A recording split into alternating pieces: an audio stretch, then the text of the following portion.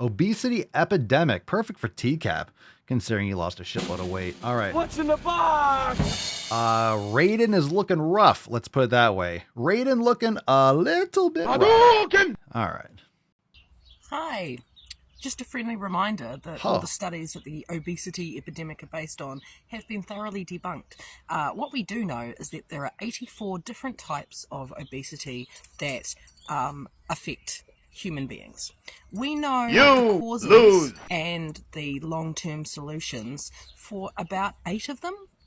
So that just gives you an idea of the vastness of people who are fat, and that fatness is not an indicator of health, and the obesity epidemic that you keep hearing about is actually the tail end of the 80s and 90s when America and... No, it's not. It's having very low lean mass, very low muscle mass, a ton of extra body fat.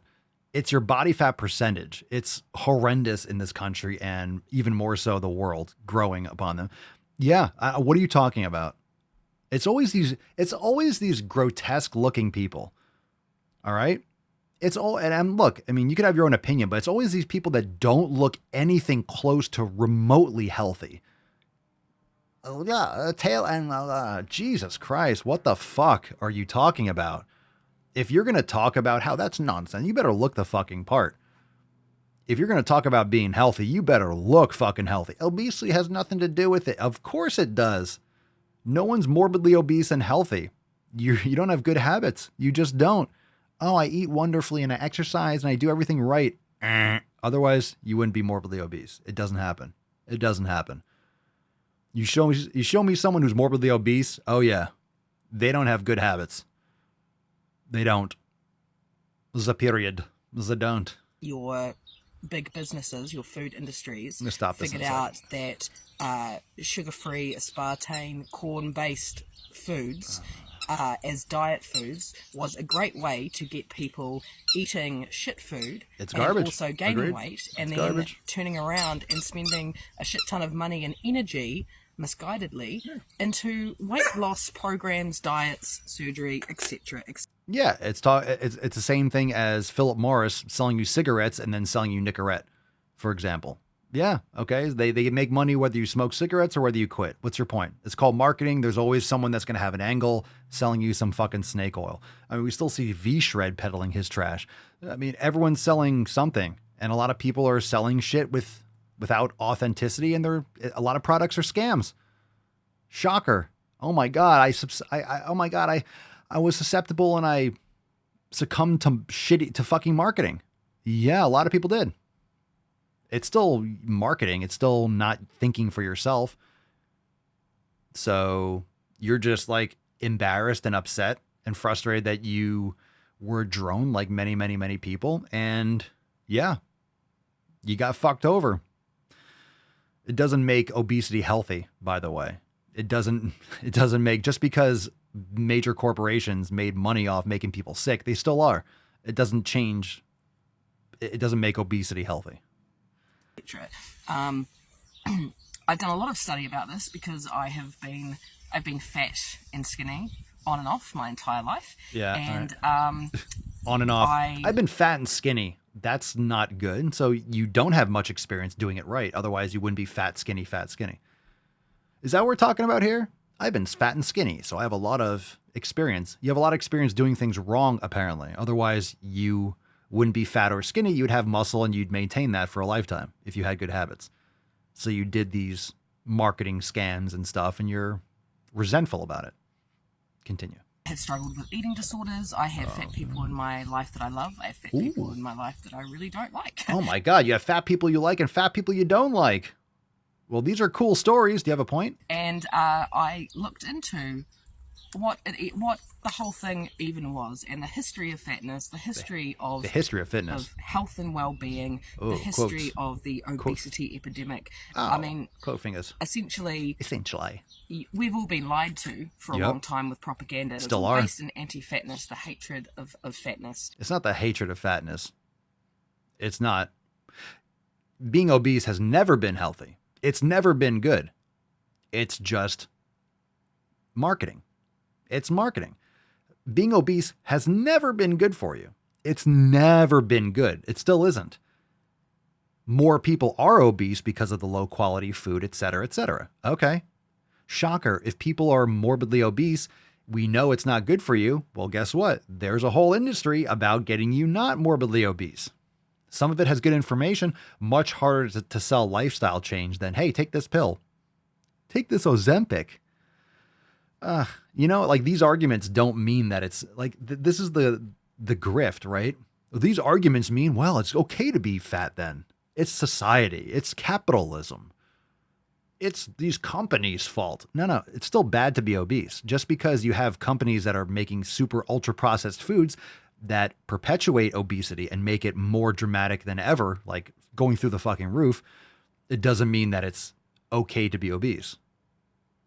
And of course, if you see all these products, diet pills and things to, these companies are making billions of dollars, try to get people unfat, it doesn't mean that just because that's a stupid propaganda and people are dumb as shit and they're falling for it left and right, doesn't mean that it's healthy to be obese.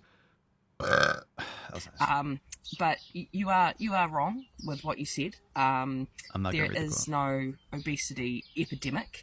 There is. There's a lack of muscle mass epidemic, and there is an obesity epidemic. Have you been to the outside recently? Been to a Walmart? Oh yeah. You've been to a Target? You've been anywhere? Have you gone out in public? Oh, have you been to the fucking beach? Yo, go to the beach in Florida. You want to see an obesity epidemic? Go to the fucking beach. Holy Christ. Holy shit. The whole epidemic came from the fact that the West adopted the BMI, which... BMI has nothing to do with people being morbidly fucking obese. I know you're going to say, oh, well, BMI calculates blah, blah, blah. The only reason that if you use BMI, you ready for this? The only reason that if you use BMI, you get all these fat people is because people are fat as fuck. So let's say people were healthier. It wouldn't matter if you use BMI or not, wouldn't it, governor? It wouldn't matter. If people were not fat fucks, you couldn't have anything to argue with BMI. So it's not BMI's fault that people are morbidly obese. People are just morbidly obese. And I've always said BMI is only accurate for people that are sedentary. And it's very accurate. Oh, come on, give me a fucking break. Oh, it's the BMI. Look, if you are in the obese category of BMI and you don't exercise, guess what? You are huge. And you know it's true. Show me someone who's really healthy but obese according to BMI. I'm obese according to BMI because I have lean mass. It's height and weight. But let me tell you, if you don't exercise and you have no muscle mass, yeah, it's pretty fairly accurate. It's BMI's fault. That's why everyone's obese. No, people eat too many vegetable oils and seed oils and high fructose corn syrup, and they don't exercise. And they're miserable and constantly stressed because of social media and TV and propaganda like this and toxins and their environment and estrogenics. Oh, yeah. Oh, but it's the BMI. Oh, BMI. Is a false standard of measurement of fatness. I'll tell you what, I'm pausing it again. It's a false standard of measurement of fatness. Well, okay, let's get rid of BMI. I'm just going to use my eyes instead.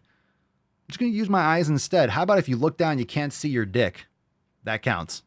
People are like, well, what if I have a little tiny peepee? I have a micro penis. All right, you get my point. Yeah, if you're a man and you look pregnant, you're fat. You're a woman and you're not pregnant and you look pregnant, you're fucking fat. Yeah? Yeah. And health, personal health. Oh. And a whole bunch of people, like millions of people overnight, became obese without having to gain a single pound. You can't generate this kind of stupidity without trying. You can't be this stupid without working hard. You can't, can you? At least it doesn't sound like she's in our country. But man, this doesn't give me much hope for the world if you have people of this level of retardation. A whole bunch of people became obese without having to gain a single pound. Let me clarify this. These people were fat and obese without this measurement because their bodies didn't change. Okay? Okay? If you look like a circle, I don't care what number or what scale or what you use. You don't need BMI to just use your eyes. Use your eyes. You can tell who's healthy or not. or who's in generally better health? Who's going to have better health outcomes? It's all subjective, and the idea that this is a modern day problem is bullshit. It's not bullshit at all. My God. All right, let's just move on. That was next level dumb. It's a modern problem. It's just getting worse.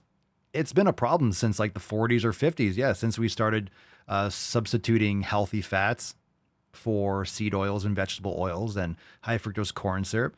It's absolutely more. It's after the Industrial Revolution. It's absolutely a modern problem.